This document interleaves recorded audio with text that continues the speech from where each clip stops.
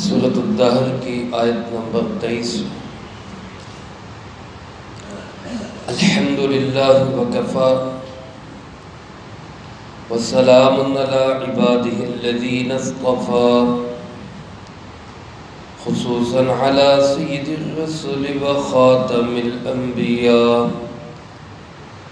وعلی آلہ واصحابہ الاتقیاء۔ اما بعد فاعوذ باللہ من الشیطان الرجیم، بسم اللہ الرحمن الرحیم۔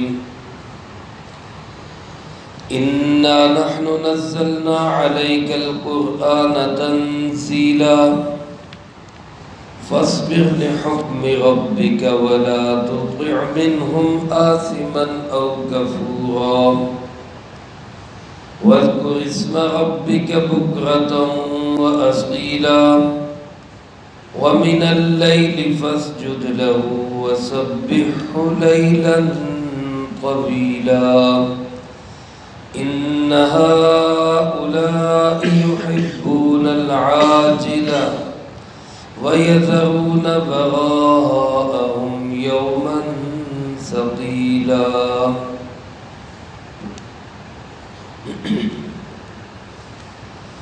اس سورۃ دہر کا دوسرا اور آخری رکوع ہے۔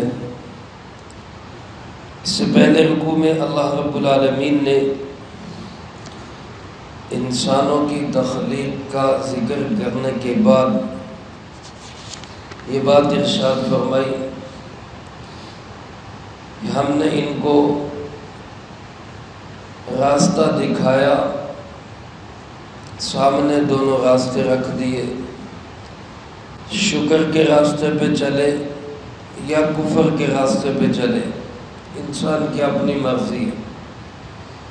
شکر کے راستے پہ چلے گا تو اس کا استقبال جنت کی بہاروں کی شکل میں ہوگا، اور اگر کفر کے راستے پہ چلے گا تو پھر اس کا انجام جہنم کی خوفناک سزاؤں کی شکل میں ہوگا۔ رسول اللہ صلی اللہ علیہ وسلم جب یہ پیغام مشرکین عرب کو سناتے، اللہ کا پیغام، اللہ کا خوبصورت کلام، اور یوں سمجھے کہ جس میں اللہ رب العالمین نے اپنے بندوں سے بڑی میٹھی میٹھی باتیں کی، سمجھایا ہے اپنے بندوں کو،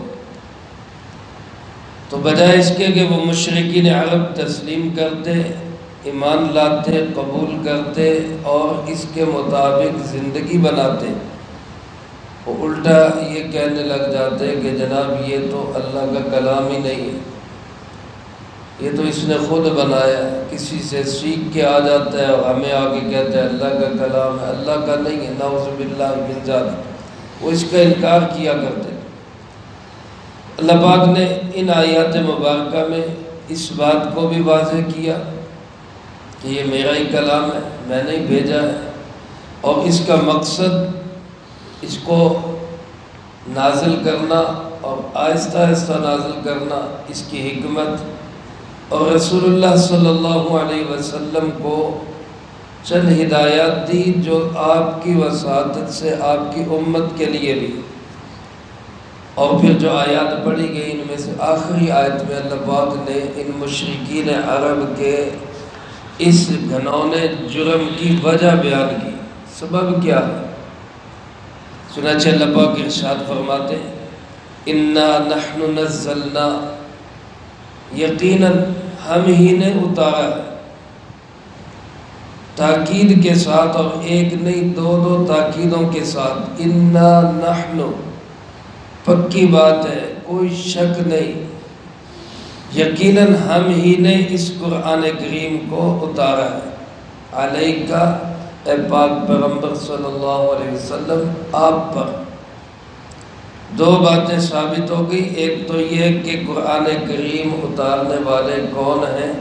اللہ رب العالمین، اور دوسری بات یہ ثابت ہو گئی کہ جناب محمد کریم صلی اللہ علیہ وسلم اللہ ہی کے نمائندے، اللہ پاک نے آپ ہی کے قلب مطہر پہ اپنے پاک کلام کو نازل کیا۔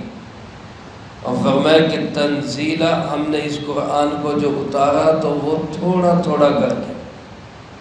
علماء نے لکھا ہے نزول اور تنزیل میں فرق ہے.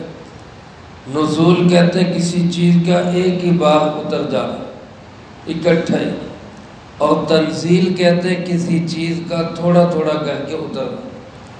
قرآن کریم کا نزول بھی ہوا ہے لوح محفوظ سے بیت المکرم. اسی بیت اللہ کے اوپر آسمانوں میں ایک بیت اللہ ہے جس کو بیت المکرم کہا جاتا ہے. ایک ہی دفعہ پورا قرآن کریم اس بیت المکرم پہ نازل ہوا، اور وہاں سے پھر تھوڑا تھوڑا کر کے قرآن کریم تقریباً 23 سال میں جناب محمد کریم صلی اللہ علیہ وسلم کے سینہ مبارک پہ اترا اور مکمل ہوا. میرے عزیز دوستو، اس کی حکمت اللہ پاک نے قرآن کریم میں خود دوسری جگہ ارشاد فرمائی. ایک جگہ اللہ پاک ارشاد فرماتے ہیں 19ویں پارے کے شروع میں کہ یہ کافر اعتراض کرتے ہیں لولا نزل علیہ القرآن جملۃ واحدہ، یہ قرآن کریم نبی کریم صلی اللہ علیہ وسلم پہ اکٹھا کیوں نہیں آ گیا؟ جیسے تورات اکٹھی ایک ہی دفعہ آ گئی، انجیل ایک ہی دفعہ ساری کتاب آ گئی، زبور ایک ہی دفعہ ساری کتاب آ گئی. قرآن کریم ایسا کیوں نہیں ہوا؟ یہ کیوں تھوڑا تھوڑا کر کے آئے؟ اس کا ایک جواب تو اللہ پاک نے ارشاد فرمایا کذالک لنثبت بہ فؤادک. میرے محبوب صلی اللہ علیہ وسلم، ہم نے یہ تھوڑا تھوڑا کر کے اس لیے اتارا کہ جب آپ کا دل پریشان ہو، دکھی ہو، قرآن کی آیات آئے اور آپ کو سکون نصیب ہو جائے. قرآن کریم کے اندر رسول اللہ صلی اللہ علیہ وسلم کے لیے براہ راست اور آپ کی وساطت سے آپ کی امت کے لیے، میرے آپ کے لیے بہت بڑا سکون کا پیغام. اس لیے قرآن کریم کو اللہ پاک نے نجمن نجمن آیتن آیتن تھوڑا تھوڑا کر کے اللہ پاک نے نازل فرمایا. جب کوئی واقعہ آیا اس کے مطابق آیات آ گئی. رسول اللہ صلی اللہ علیہ وسلم کا قلب اطہر اس کی وجہ سے مسرور ہو جاتا، غم دور ہو جاتا. آج بھی انسان اگر دین کے مخالفین کی طرف سے پریشان ہو، قرآن کی آیات پڑھے، دل کو سکون ہو جاتا. اللہ پاک نے اپنے محبوب صلی اللہ علیہ وسلم کو فرمایا میرے محبوب فاصبر لحکم ربک، لہذا آپ اپنے رب کے حکم کے لیے صبر کریں. صبر کا معنی استقامت، ڈٹے رہیں، جمے رہیں، پیچھے نہیں ہٹنا، موقف نہیں چھوڑنا، اپنے قدموں کے اندر لغزش نہیں آنے دینی. رسول اللہ صلی اللہ علیہ وسلم تو ویسے ہی ثابت قدم تھے.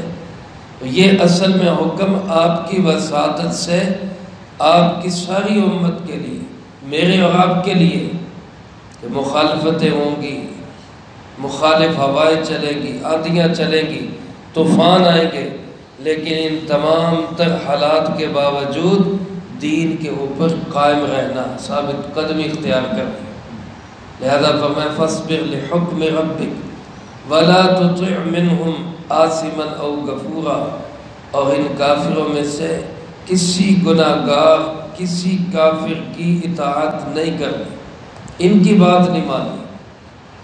بعض اوقات کافر آپ صلی اللہ علیہ وسلم کے پاس آتے ہیں اور آگے کہتے ہیں کہ جناب آپ تھوڑا سا کمپرومائز کریں، ہمارے بتوں کی نفی نہ کریں.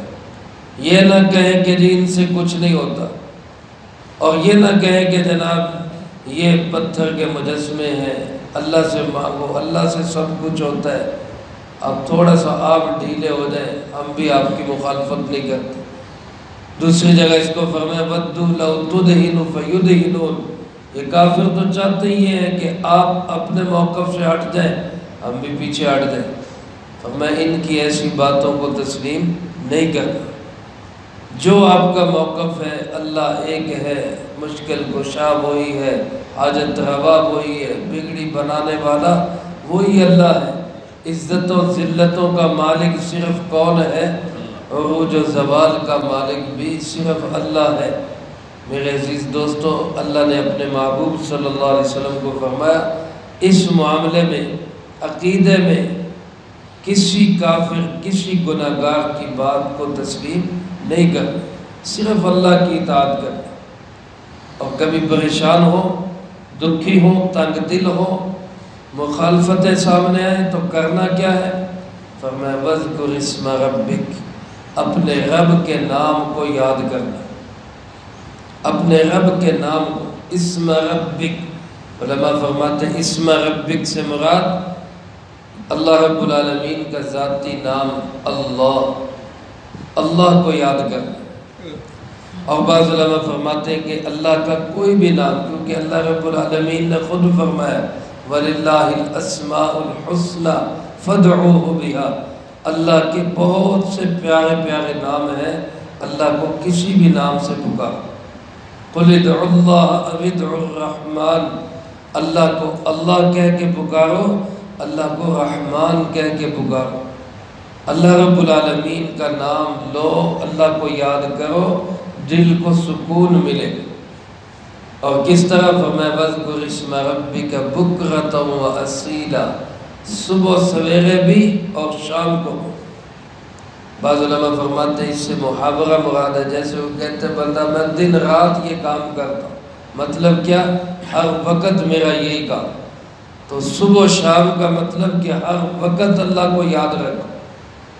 اور علماء فرماتے ہیں رسول اللہ صلی اللہ علیہ وسلم کے متعلق کان رسول اللہ صلی اللہ علیہ وسلم یذکر اللہ علی کل حین او کما قال، فرمایا کہ رسول اللہ صلی اللہ علیہ وسلم ہر وقت اللہ کو یاد کرتے، ہر وقت اللہ کو یاد۔ اس لیے ذکر رب، اللہ کا نام، اللہ کو یاد رکھنا، یہ سکون قلب کے لیے ہر وقت ضروری ہے۔ اور خاص طور پہ فرمایا وَمِنَ اللَّيْلِ، رات کے وقت، فَاسْجُدْ لَهُ، اللہ کے سامنے سجدہ کرو، وَسَبِّحْهُ لَيْلًا طَوِيلًا، اور اس کی پاکی بیان کرو، لمبی لمبی رات، دیر تک اس کی پاکی بیان کرو۔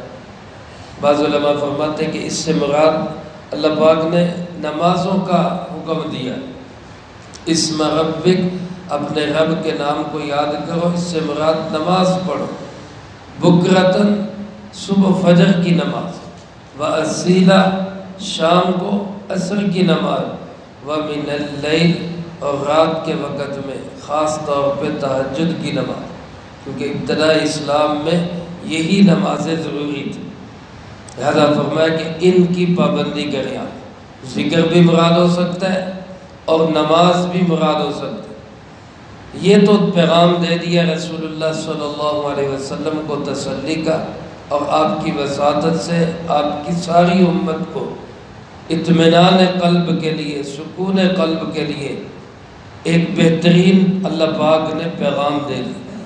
اس کے بعد وجہ بیان فرمائی کہ یہ کافر مخالفت کرتے کیوں ہیں، کیوں ہٹ درمی اور ضد کا مظاہرہ کرتے ہیں۔ وجہ اللہ پاک نے یہ بیان فرمائی ان ہؤلاء یحبون العاجلہ، بے شک یقیناً یہ لوگ عاجلہ کو پسند کرتے ہیں۔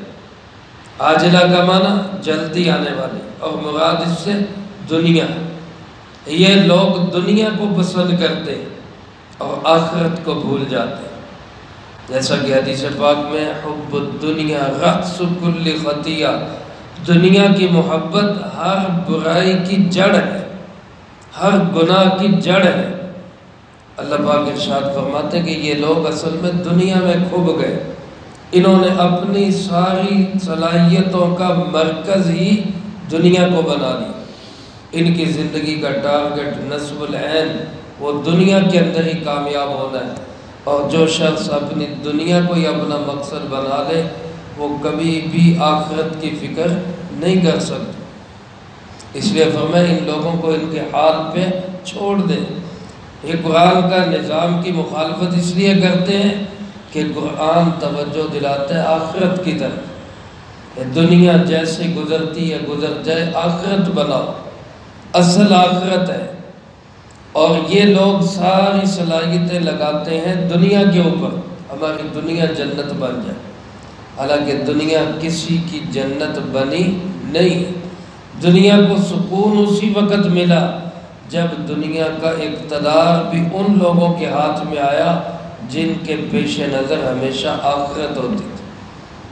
جب صحابہ اکرام رضی اللہ تعالیٰ مجمعین کے ہاتھوں میں اس دنیا کی باغ دوڑ تھی تو وہ فکر آخرت والے لوگ تھے، جن کو پتہ تھا کہ ہم نے اپنی ہر چیز کا حساب اللہ کے سامنے دینا ہے۔ پھر وہ خوشبو تولتے ہوئے بھی، حضرت عمر رضی اللہ تعالیٰ عنہ کے پاس مال غنیمت میں کستوری خوشبو آئی، اب تولنے کے لیے کسی کی ضرورت تھی، اہلیہ کی ڈیوٹی لگائی کہ آپ اس کو تول دیں۔ جب وہ تولنے لگی تو فرمایا کہ اپنے ناک منہ کو لپیٹ لو، اس لیے کہ خوشبو کا مقصد ہی سونگھنا ہے، تو سونگھ کے جو تم فائدہ حاصل کرو گی کہیں یہ بھی بیت المال کی چوری میں نہ آ جائے۔ یہ تھے لوگ پھر آخرت والے۔ تو جب زمانے انقلاب، زمانے کا باغ دوڑ اور حکمرانی ایسے لوگوں کے ہاتھ میں ہوگی تو پھر دنیا کو سکون ملے گا، اطمینان ملے گا، قرآن کا نظام ملے گا۔ لیکن جب دنیا کے نظام کی باغ دوڑ ایسے لوگوں کے ہاتھوں میں ہوگی کہ جن کے سامنے ہے ہی صرف دنیا، ہماری دنیا بن جائے، وہ تو پھر پہلے کوشش یہی کریں گے کہ ہماری دنیا بنے، کسی کی بگڑتی ہے تو بگڑتی جائے، ہمیں اس سے پرواہ نہیں۔ اللہ پاک فرماتے ہیں میرے محبوب یہ لوگ اس لیے قرآن کے نظام کی مخالفت کرتے ہیں کہ ان کے پیش نظر صرف دنیا ہے۔ وَيَذَرُونَ بَغَاءَهُمْ، اور یہ پیچھے چھوڑ دیتے ہیں یوماً ثقیلا، اس دن کو جو بڑا بوجھل دن ہوگا۔ اس سے مراد آخرت کا دن، قیامت کا دن، جو 50,000 سال کا پہلا دن اور بڑے ہی ہولناک اور خوفناک دن ہوگا۔ فرمایا یہ لوگ اس دن کو بھول جاتے ہیں۔ تو میرے محترم دوستو، آج اگر ہم لوگ یہ چاہتے ہیں ہماری زندگی میں قرآن ہو، ہماری زندگی رسول اللہ صلی اللہ علیہ وسلم کی ترتیب پہ ہو اور آسان زندگی ہو، سادہ زندگی ہو، سہولت والی اور اطمینان والی زندگی ہو، تو پھر ہمیں دنیا کو ٹارگٹ نہیں بنانا چاہیے، بلکہ ہمیں اپنا مقصد اور نصب العین کس کو بنانا چاہیے؟ آخرت۔ اللہ کے محبوب صلی اللہ علیہ وسلم کی دعاؤں میں ہمیں یہ دعا ملتی ہے۔